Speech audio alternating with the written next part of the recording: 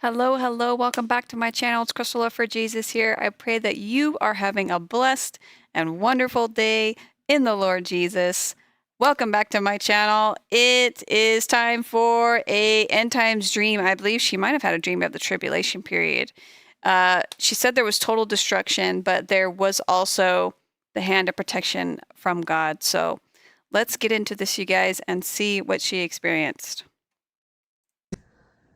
So I woke up around 6:30 this morning, and then I never sleep really well. And when I woke up around 6:30, I was like not ready to get up yet. So I was like, I'm going to try to go back to sleep. But right before I went to sleep, I started praising the Father. I started telling him, thank you for waking me up. Thank you for just everything you've done in my life and my family's life. And I always do that. If it's 2 a.m. and I'm up, right before I go back to sleep, I start just praising the Father. I don't know why. I've been doing it for a long time. It naturally happens. So anyway, and then after I just thanked him for everything he's done in my life, I did say in my head, of course, I was telling him, I was like, I haven't had a dream from you in a couple months. And I don't know if it's because I have not been sleeping well for a few months, just restless sleep. I said, but I miss hearing from you. But I said, but it's your will, Lord, not mine. So anyway, again, that was at 6:30 this morning.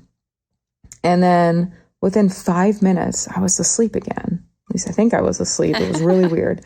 And anyway, so while I was sleeping, I was at a beach. And at this beach, something crazy was happening in the water and everybody was running out. And I cannot now remember what was happening. So anyway, as I'm running, me and my family's running out of the water. It was me, my husband, my kids, and then my niece was with me, I believe. And we're running out of the water and we start running towards maybe the place we were staying. I'm not sure. The stream went very quickly. And as we're running towards it, like everything's being blown up, just complete destruction. And it's coming toward us very quickly. Like I see it in the distance and the destruction is like coming really close. And like right when it's like it should be taking us out, I kind of braced myself for impact and it stopped. And I was like, what? And then it turned and went another way in destruction. And then no matter which way it was going, every time it got close to our little family, it wouldn't touch us. But everything else was being completely destroyed. And in that moment, I looked over at my family and I said, okay, guys, this is time. It's starting. He's pouring out judgment. It's happening. And then my son, who's also a dreamer in this dream, looks at me and says, yeah, it's starting. It's right now. And so I wasn't at that point scared anymore because I saw that he had his hand on us. He was protecting us through all the craziness. So I start relaxing, and I think we were trying to figure out like where we could go just to get away from all the stuff that was going on. And in an instant, I was somewhere else. I was at a school now. And at this school, there was a man, and he had just left. Maybe he was like an older student. Maybe he was like a senior in high school because he looked older. Or maybe he could have even been in college. All I know is it was a school. And I don't know who he was, but I heard him talking about how he had this like study guide Bible and he didn't understand it. And he was like, this doesn't make any sense. And I was like, let me see that. And I like take the Bible from him and I look and there's like a few Psalms things. It's kind of like a little devotional study thing. I said, this isn't the Bible. I was like, this is just like a devotional book. I said, you can't possibly understand the Bible unless you truly, truly want to understand. You have to ask God for understanding. You have to pray and then read the word. I said, I can teach you. I said, do you want to do a Bible study with me? I'll teach you everything. We can go through the whole thing. And he was so excited. He was like, yes. And I was like, yay. And so anyway, after I asked the guy, do you want to do the Bible study? And he agrees to do it. I like walk away. And then in my dream, I remembered about what had just happened, like with the bombs and the war and all the stuff going on. And I was like, oh, and I was like, I just remembered. I can't believe I forgot. But then I remembered. And so in my dream, I started like, gathering all the details so I could tell everybody.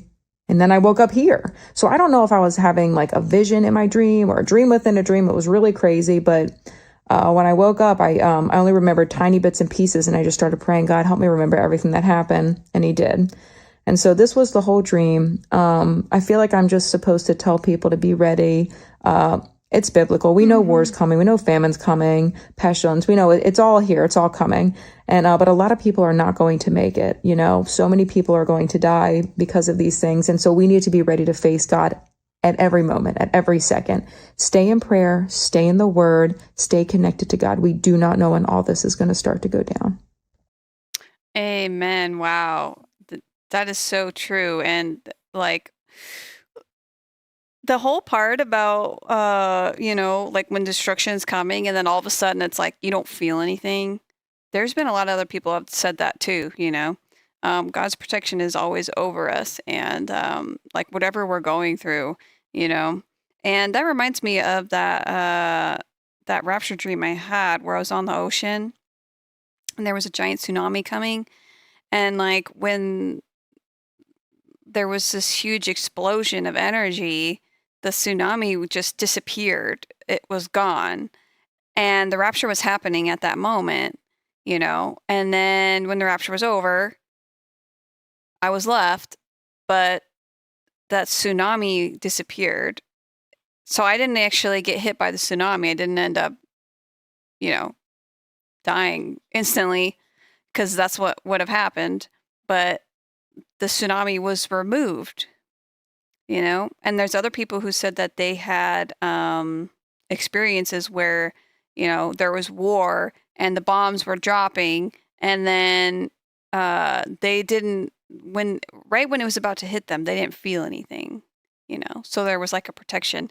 Oh, that reminds me. So I was reading in what is it? Was it Jeremiah? No. Ezekiel. Ezekiel? Is it Ezekiel? So when I was reading in Ezekiel, and oh man, am I gonna find it? So he, if you guys read, he actually puts a mark on people's foreheads, and let's see. Okay.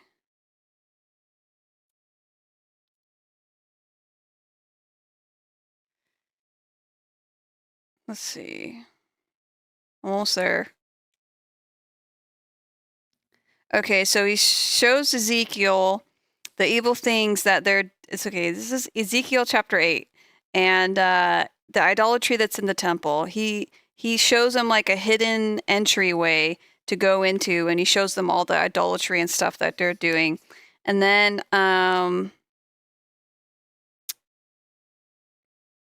okay. Let's see. So, the slaughter of idolaters, chapter 9.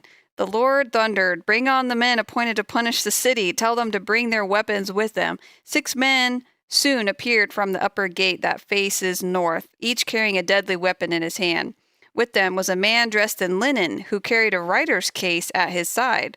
They all went into the temple courtyard and stood beside the bronze altar. Then the glory of the God of Israel rose up from between the cherubim where it had rested, and moved to the entrance of the temple. And the Lord called to the man dressed in linen, who was carrying the writer's case. He said to him, "Walk through the streets of Jerusalem and put a mark on the foreheads of all who weep and sigh because of the detestable sins being committed in their city." And then I heard the Lord say to the other men, "Follow him through the city and kill everyone whose forehead is not marked. Show no mercy, have no pity, kill them all, old and young, girls and women, and little children, but do not touch anyone with the mark." And when I read that, I was like, whoa, this is exactly what happens in the Revelations, because he says that people receive a seal on their foreheads in Revelations. They receive the seal of God, and then those locusts that come out they don't touch people with the seal of God. They only torment those who do not. And I thought it was interesting because, those people were not affected. Those people who had the seal of God were not affected. And in this passage, he was marking people who were all who weep and sigh because of the detestable sins being committed. So all the people who are sorry and weeping for the evil and nasty and ugly things that are being committed in the city. So, like, imagine us being just super, just obviously we're appalled and just disgusted by the things that are happening in America, just America, even, but all around the world, just the things that are crazy happening. And it's just as in the days of Noah. So I wanted to share that with you guys. I think God wanted me to share that as well, with just having the seal of God and then receiving that protection, because that destruction and judgment is for those who are not sorry about sin. They're not weeping for God, for idolaters and for evil, They're not sad about it. They don't care, maybe even rooting for it. So, yeah, with that being said, leave, if you made it to the end of this video, leave down below in the comments, Ezekiel chapter 9, weeping for the Lord. Ezekiel chapter 9, weeping for the Lord. And you guys should definitely read it as well and see how it is a parallel with Revelations, and the seal of God, if you haven't read it before. So, I love you guys, and I will see you guys again soon in the next one. Bye!